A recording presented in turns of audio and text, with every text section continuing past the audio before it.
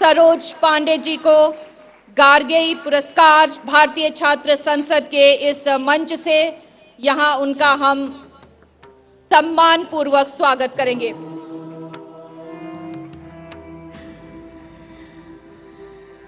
तालियों की जोरदार गड़गड़ाहट के साथ सुश्री सरोज पांडे गार्गी अवार्ड इस वर्ष का भारतीय छात्र संसद के इस मंच पर।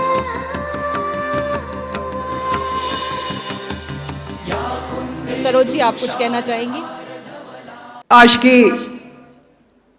इस मंच पर आसीन समस्त श्रद्धेयगण और बहुत ही गरिमा में वातावरण में यहाँ पर बैठे हुए भारतीय छात्र संसद के समस्त भाग लेने वाले भविष्य के हमारे नेतृत्वकर्ता, मैं आज यहाँ पर आने के पहले जिस कल्पना के साथ में आई थी उस कल्पना से बहुत अलग और बहुत सुंदर एक अलग प्रकार का ये आयोजन है। मैं आयोजनकर्ताओं को बहुत बधाई देती हूँ और इस बधाई के साथ साथ इस बात की भी कामना करती हूँ कि इस प्रकार का आयोजन देश के बहुतायत जगहों पर हो। आज देश एक संक्रमण काल से गुजर रहा है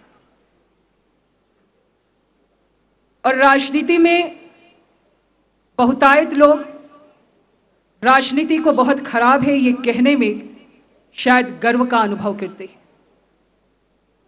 और देश के इस संक्रमण काल में मैं केवल इतना कहना चाहती हूं कि राजनीति वैसे ही बहुत रपटीली है, लेकिन उस रपटीली राह पर जब महिला चलती है तो बहुत बार लहूलुहान होती है। कितने बार होती है और कितनी बार अपनी योग्यता को प्रमाणित करती है, ये एक मध्यम वर्गीय परिवार के लिए बहुत कठिन होता है। ये अनुभव है। मैं इसलिए आपके साथ में इसे यहाँ पर शेयर करना चाहती हूँ कि मैं जिस परिवार से आती हूँ उस पूरे परिवार में कोई राजनीति में नहीं है।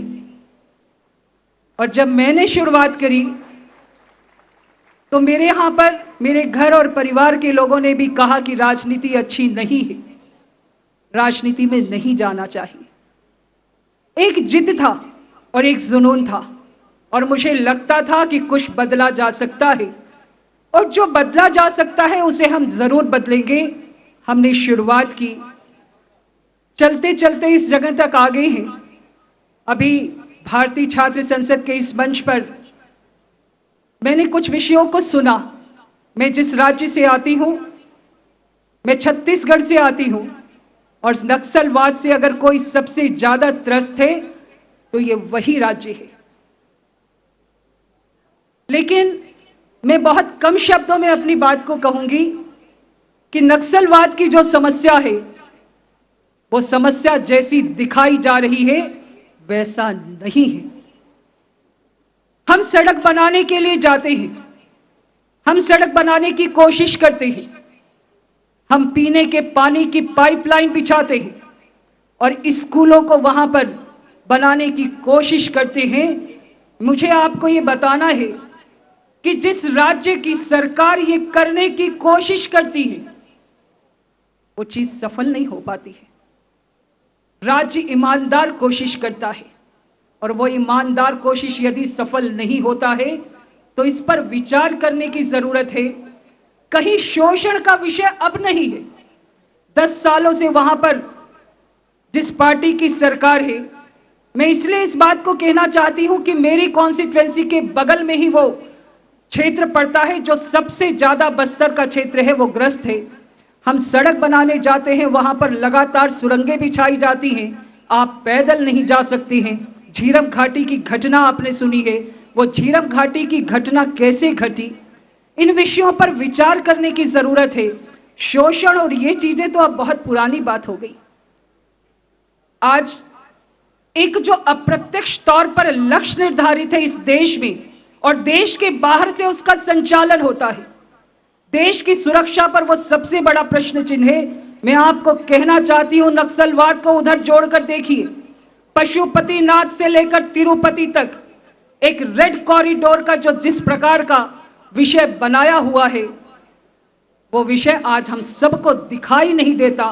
देश की सुरक्षा पे वो सबसे बड़ा प्रश्न चिन्ह है जिससे हम आंख मूंदते हैं, उस राज्य की सरकार कुछ नहीं कर पाती है। जब ईमानदार कोशिश करती है तो झीरम घाटी की घटना हो जाती है। इसलिए नक्सलवाद आज जो समस्या है, उस समस्या को जरूर एक बार देखकर और विचार करने की जरूरत है। बंधुओं, मैंने अपनी बात की शुरुआत की थी और राजनीति में भारतीय छात्र संसद में आज ये मुझे बोलने का अवसर मिला है। जो सम्मान किया है, मैं उसके लिए आपको धन्यवाद देने के साथ साथ इस बात की भी अपेक्षा करती हूँ कि आने वाले समय में इस देश में और भी नेतृत्वकर्ता होंगे, एक मजबूत नेतृत्वकर्ता जो हमारे देश और राष्ट्र का निश्चित तौर पर आने वाले समय में सम्मान बढ़ाएंगे। इन शब्दों के साथ धन्यवाद। जय भारत, जय महाराष्ट्र। बहुत बहुत शुक्रिया सरोज पांडे जी।